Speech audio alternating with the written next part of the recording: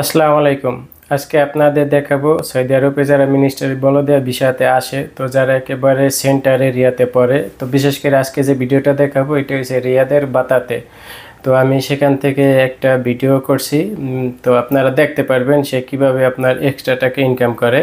তো তাছাড়া আমি আরেকজন গত বৃহস্পতিবার আমি আরেকটা বাঙালি ভাইয়ের সাথে কথা বলছি, সে নাকি আগে বলদিয়াতে কাজ করতো, তো সে এখন সেই চাকরি ছেড়ে দিয়া তো সে এখন নিজে ফ্রি হইয়া আর কি, ফ্রি ভিসা যেটা বলা হয় আর কি, উনি এখন ওই বলদিয়া কোম্পানিতে নাই, উনি ওই কফিল থেকে বাইরে, ওই কোম্পানি থেকে বাইরে এখন হয়েছে আপনার স্ক্র্যাপ ব্যবসা করে। আপনি দেখা গেছে ওনারা ঘুরে ঘুরে স্ক্র্যাপ ক্রয় করে, অথবা আপনার বিভিন্ন যেই সৌদি আরবে যেসব নির্দিষ্ট জায়গায় আপনার ময়লা ফালানো হয়, বিশেষ করে যেসব মাছ সানাইয়া বলা হয়, মানে ইন্ডাস্ট্রিয়াল এরিয়া, তো এইসব ইন্ডাস্ট্রিয়াল এরিয়াতে আপনার দেখা গেছে অনেক ধরনের স্ক্র্যাপ যে নির্দিষ্ট বর্মিল থাকে বলদিয়াদের, বর্মিল বলতে আপনার যে ডাস্টবিন যেটারে বলা হয়, আমরা যেটা ডাস্টবিন নামে চিনি, তো সেই ডাস্টবিন থেকে বিভিন্ন ধরনের আপনার স্ক্র্যাপ কিন্তু পাওয়া যায়, মূল্যবান স্ক্র্যাপ। তো সেইগুলাও তারা সেখান থেকে সংগ্রহ করে, অথবা তারা যেখান থেকে যারা স্ক্র্যাপ বিক্রি করে, বিভিন্ন ম্যাটেরিয়াল, ওয়েস্টেজ ম্যাটেরিয়াল যেসব জিনিস আছে বিক্রি করে, সেইগুলা তারা কিনা পরবর্তীতে তারা নিয়ে বিক্রি করে, তো এইগুলা করে। তো আমি দিনেই ওই লোকটার সাথে পরিচয় হয়েছে। আমি তার বেচছি, আপনার ইলেকট্রিক যে তার আছে, তারের ভিতরে যে তামা আছে, সেইগুলো আমি খুইলা বিক্রি করছিলাম 7 কেজি। তো আপনার 27 রিয়াল করে এক কিলো। তো বোঝেন 7 কেজি 189 রিয়াল দিয়ে আমি সেইগুলো বিক্রি করেছিলাম। তো সেই হিসাবে তার সাথে আমার পরিচয় হয়েছে। তো আমি আপনাদের এখন সেই ভিডিওটা দেখাই, আপনার বাতাতে যে লোক ডিউটি করতে আছে তারা কিভাবে আপনার এক্সট্রা ইনকাম করে সেটা আগে দেখেন, তারপরে আমি বিস্তারিত আলোচনা করতে আসি।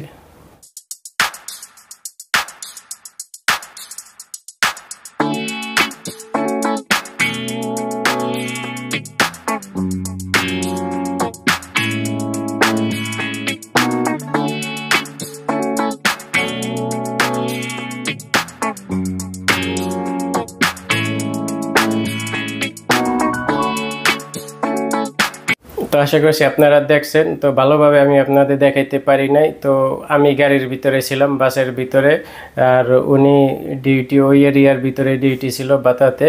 তো উনি যেইখান থেকে ওই যে মালগুলা দেখছেন বিভিন্ন ধরনের আপনার তেলের ওইগুলো হয়েছে, ওইটা ছিল হোটেল, খাবার হোটেল মাতাম।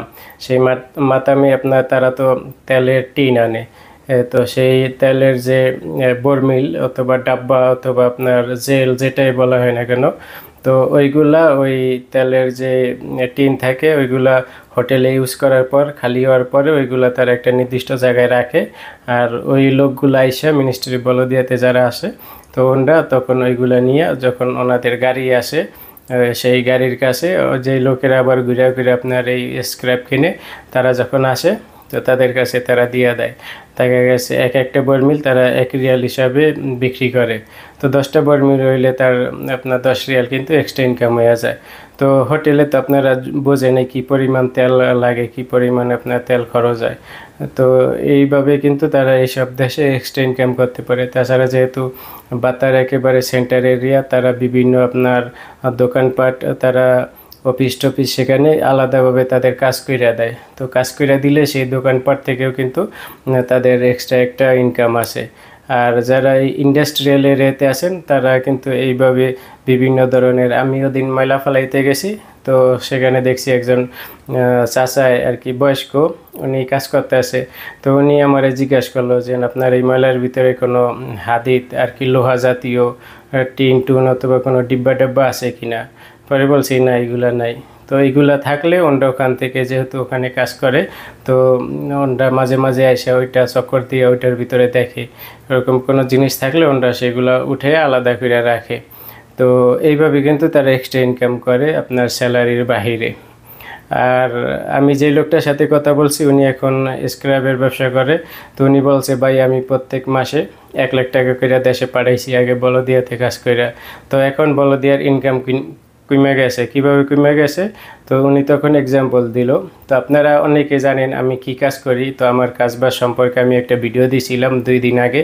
তো সেখানে আপনাদের বলছিলাম এটার আর একটা পার্ট করব, তো সেই ভিডিওটা এখন পর্যন্ত করা হয়নি। ইনশাল্লাহ সময় পেলে আমি সেইটা দ্বিতীয় পার্ট করব। তো আমি সেই ভিডিওটাই যে আমি যে কাজ করি আই বাটনে দিয়ে দিতে আছি, আপনারা সেখান থেকে সেই ভিডিওটা চেক করে নেবেন। তো সেখানে আমি আপনাদের বলছিলাম যে আমি যেসব কোম্পানিতে চাকরি করি এসব কোম্পানিতে কী ধরনের কাজ হয়, কেমন। তো এই কোম্পানির ভিতরে আমরা যে কাজ করি, কাজের যে মনে করেন মেশিন থেকে যেই লোহার যে স্ক্র্যাপ বাইরায়, সেই স্ক্র্যাপ কিন্তু আপনার অনেকেই কিনে নেয়। আমাদের বাংলাদেশিরা, পাকিস্তানিরা, ইন্ডিয়ানরা আছে, এরা গাড়ি নিয়ে আসা এইগুলো কিন্তু তারা কিনে নেয়। আবার যখন তাদের না পাওয়া যায় তখন বেশি হয়ে গেলে বাহিরে যে বলদিয়ার যে ডাস্টবিন থাকে, আপনার বর্মিল থাকে বলদিয়ার, সেখানে সেগুলো ফেলাই দেওয়া হয়। তো ওনারা বলছে যে আগে আপনাদের এসব কোম্পানিতে কিন্তু অনেক কাজ হইতো আর অনেকে স্ক্র্যাপ বাইরেইতো লোহার। তো এইগুলা আমরা দেখা গেছে অনেক টাকা তখন বিক্রি করতে পারতাম। তো এখন দেখেন আপনারা এইগুলা ফালান না, আপনাদের এইগুলা হয় নাই, কাজ কমে গেছে এই জন্য আর কি। এইগুলা তো যা হয় দেখা গেছে তা জমায় এখানে যারা কাজ করে, যারা দায়িত্বে আসে, এরা এগুলা বিক্রি করে।